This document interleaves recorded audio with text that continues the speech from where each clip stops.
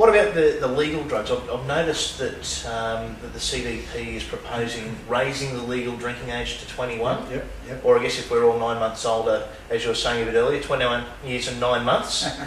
Tell us a little bit about your stance on, I guess, the legal drugs, say your alcohols and your tobaccos. Yes, Chris, we're the only party that's actually consistent, that we are concerned about both the legal drugs and the illegal drugs. There are some people who are against the illegal drugs, but they're all for the legal ones. But we see the legal drugs also causing damage. In fact, there was a Senate inquiry recently, and they said the greatest social problem facing Australia was not pornography, prostitution, even drugs. They said it was alcohol. And one of the problems we've got is that quite often politicians have links with the legal products.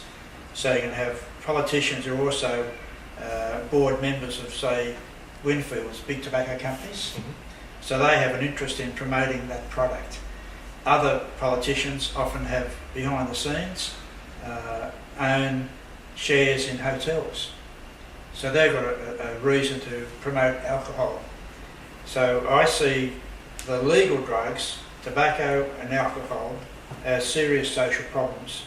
And I've been campaigning on those issues, and I'm very pleased that with the tobacco issue, I went for broke and put up a bill to ban tobacco advertising, and eventually that was passed. I did a second one on smoking in public places. That was passed. And so if people don't smoke in restaurants and clubs, they should all thank Fred Nile.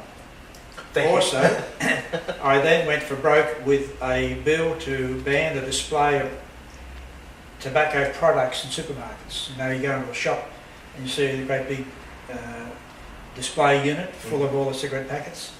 That helps impulse buying. People want to get off smoking. Oh, there's the packet, give me one. So I want to get them out of sight, and that's now become the law. They'll all be removed over the next few months. The next one was to protect people in cars, particularly children. So that's now the law. You can't smoke in a car with children. I think it should be a total ban, but at this stage it's on the children's thing. So we have wound back already the harmful impact of tobacco, cigarettes. So now the smoking percentage has dropped down to about 20% in Australia. We're way ahead of most other countries now. Although there's still a serious problem that young girls are taking up smoking. The boys are giving it up, but the girls are taking it up. And so it's again part of, I want to be a with a woman or something like that, I should have a cigarette in my hand. So we've got to really work on discouraging young girls from destroying their health and becoming some lung problems in the future, cancer, etc., by smoking. The other issue I'm concerned about is the liquor one. And I've seen a lot of this even in our own family, that some people, they're not committed Christians, but I've seen alcohol completely change the personality of somebody. And you may have seen it in your own network of families and friends. You can have someone who's got a good nature, they drink alcohol, and they become a wife basher. Yep. A different person emerges, and it's the alcohol working, not them, but the alcohol.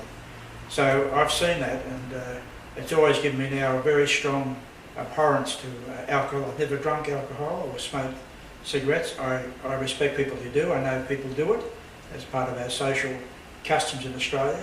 But I like to wind back the influence of alcohol. So I've got another bill now to ban alcohol advertising, and the government has said they're sympathetic, but they're not too keen on taking on the hotels and so on. I've also put a bill up to lift the drinking age to 21, and that's particularly because we have a serious problem now with binge drinking. A lot of young people think we've got to go out and drink ourselves silly Friday night, Saturday night. Hopefully we'll sober up for work or school or college by Monday. And again, they're destroying their own health and their whole relationship with other people. So they're the two issues I'm working on, the liquor and the tobacco products. And I'm very pleased that the social attitudes are changing. When I first started 28 years ago, I was just labelled a wowser. Now people say, you were right, Fred, tobacco is a problem. Look at all people with lung cancer now. And now I believe the liquor issue is changing. Public opinion's now changing, and they're all coming on Fred Nile's side.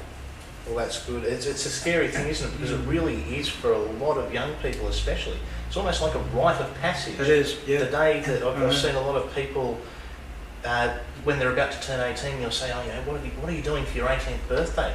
I'm going to go out and drink myself Get smashed. silly. But don't quite use those words. But it's a real scary thing. Well, and we can work on it though. Not only to have the law, we have to re-educate people. So we've got to have a big education campaign as well, help young people to see there's no need to do that. They can enjoy life, they can have fun without being drunk. That's great.